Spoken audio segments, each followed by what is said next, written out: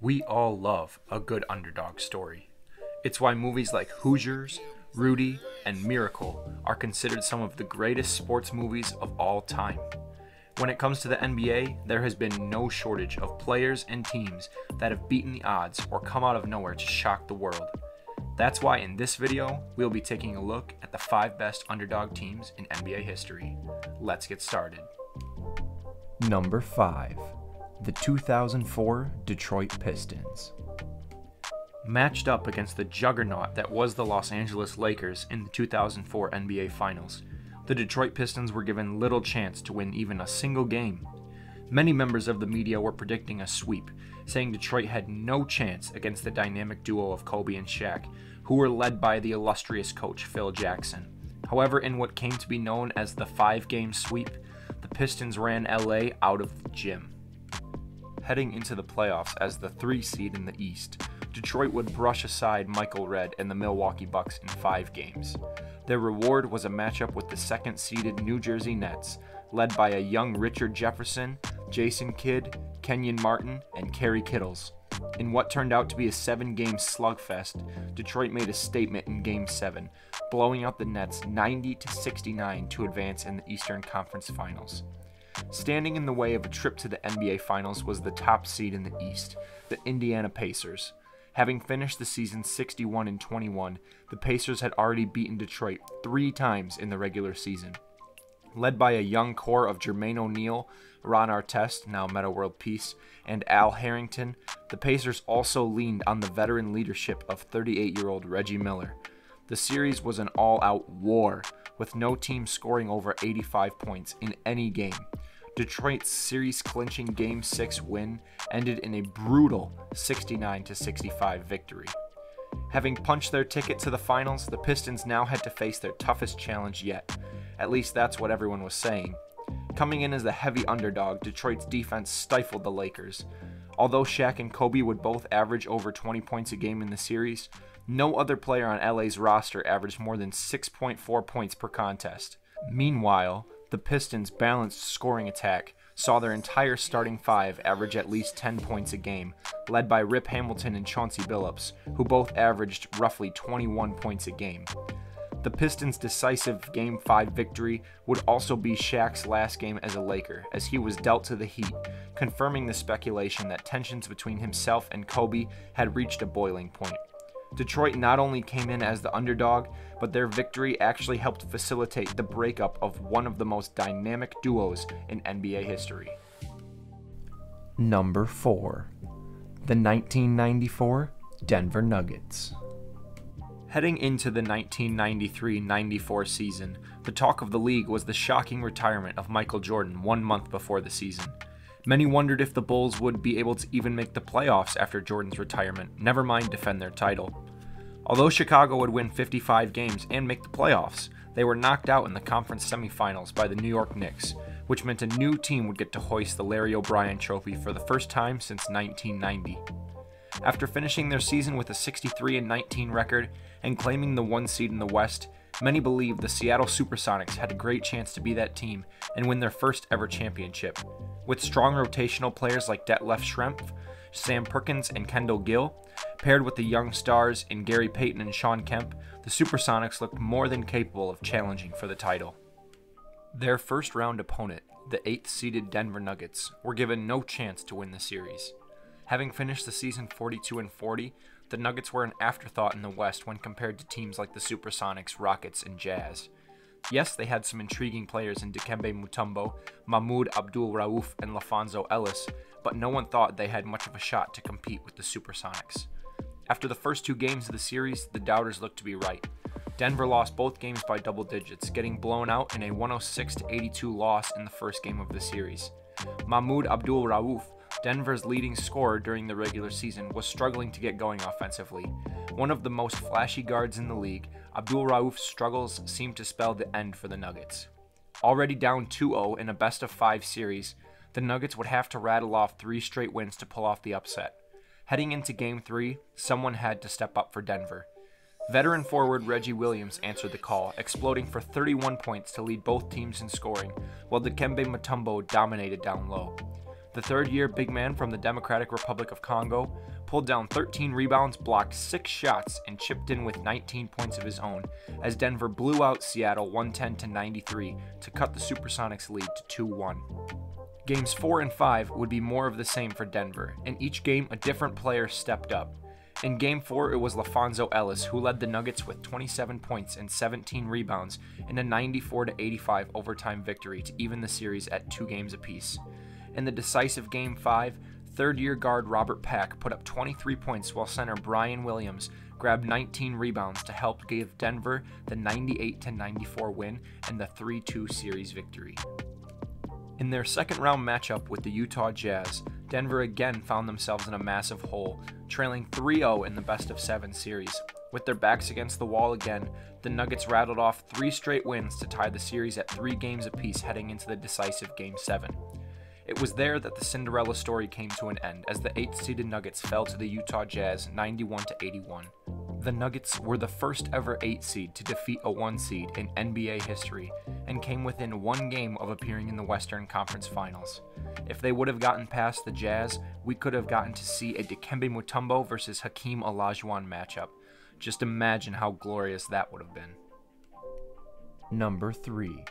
The 2007 Golden State Warriors.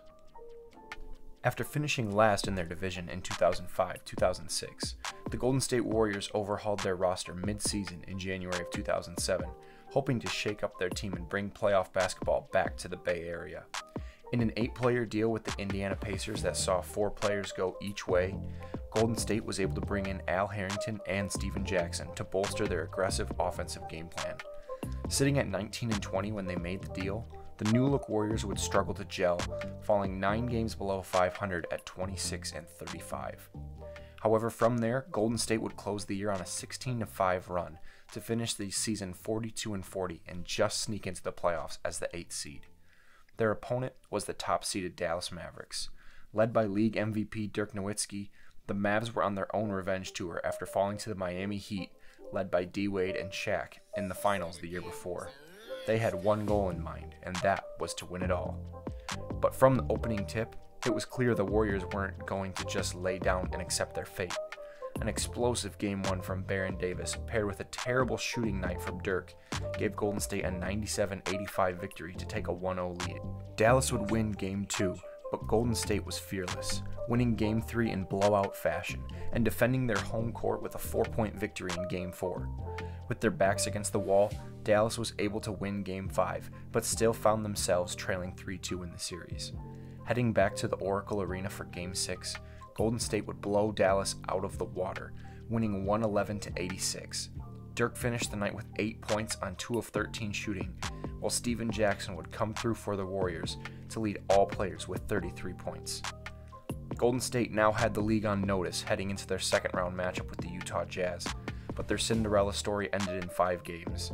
Utah took care of business on their home floor to go up 2-0 in the series. Golden State would win Game 3 in style as Baron Davis produced this thing of beauty.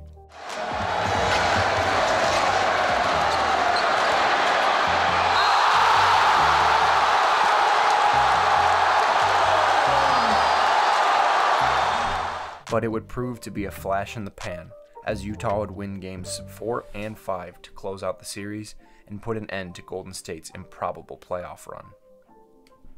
Number 2. The 1987 Seattle Supersonics. One of those teams that seems to have been forgotten about when talking about playoff upsets, the 86-87 Supersonics pulled off a playoff run that eclipses both the 94 Nuggets and the 07 Warriors. Entering the playoffs as the 7th seed in the West with a 39-43 record, the Supersonics were viewed as a walk in the park for their first-round opponent, the Dallas Mavericks. Having finished the season 55-27, the second-seeded Mavericks had one of the best offenses in the league, averaging nearly 117 points per game. Led by Mark Aguirre and Rolando Blackman, Dallas was a well-balanced team with solid depth who felt they had a great chance to make a deep playoff run. In Game 1, Dallas absolutely exploded offensively. 9 Mavs finished the night in double figures as they blew the doors off Seattle 151-129. Dallas shot almost 60% from the floor and averaged nearly 40 points a quarter. Heading into Game 2, Seattle knew they had to tighten up defensively if they wanted to have even a chance to win the series. Even though Dallas would still shoot 55% from the floor in Game 2, Seattle forced 18 turnovers and rode strong offensive nights from Dale Ellis and Xavier McDaniel to scrape past the Mavs 112 to 110. From there, the rest of the series belonged to Seattle and their three-headed monster of Ellis, McDaniel, and Tom Chambers.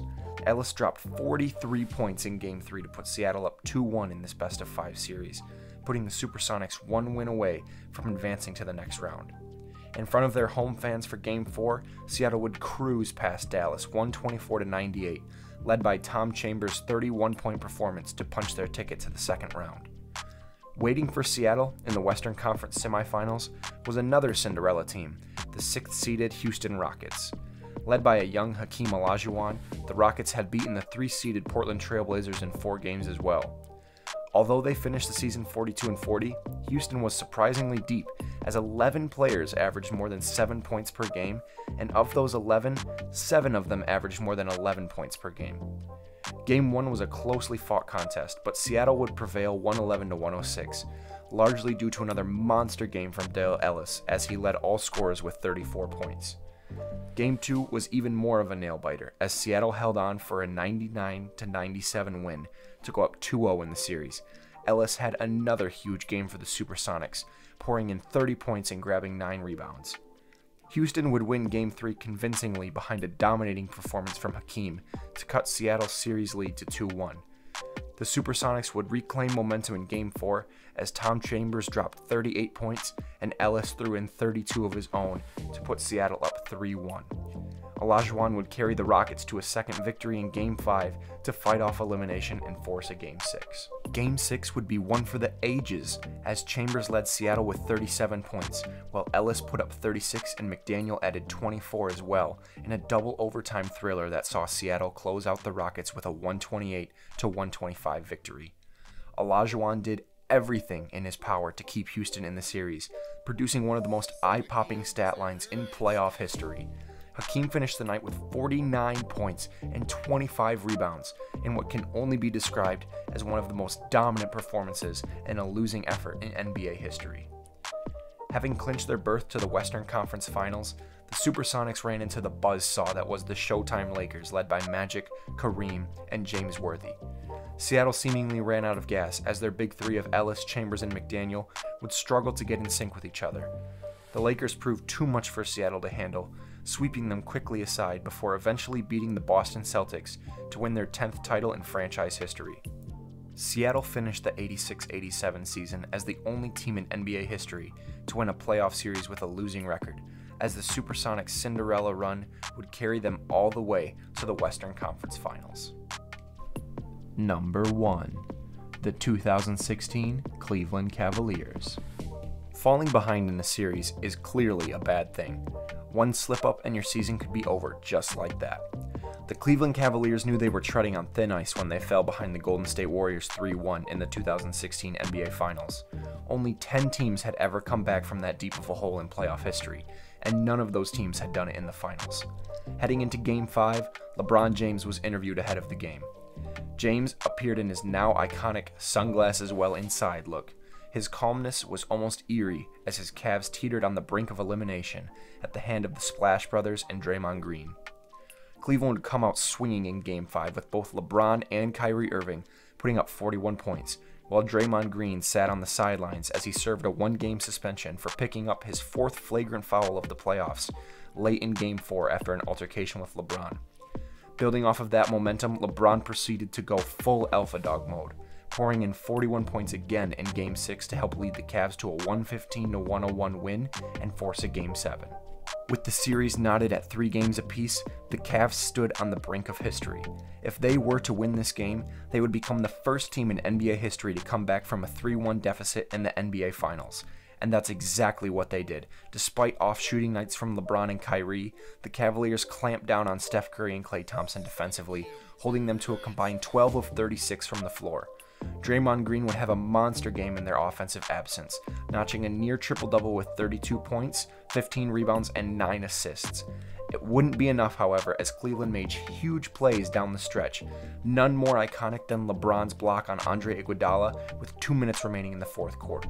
The Cavs would go on to win 93-89, giving them their first ever NBA title and snapping a 52-year title drought for a city that hadn't won a major professional sports title since 1964. The victory was especially sweet for James, as he had returned home to Cleveland with one goal: to bring them a title. The 4-time MVP broke down in tears during the award ceremony and, while being interviewed, uttered his famous line, "Cleveland! This is for you!" Ow! So guys, that brings us to the end of today's video. If you liked what you saw, feel free to hit that like and subscribe button and click the bell to get notified every time I upload. Until next time, I'll catch you guys later.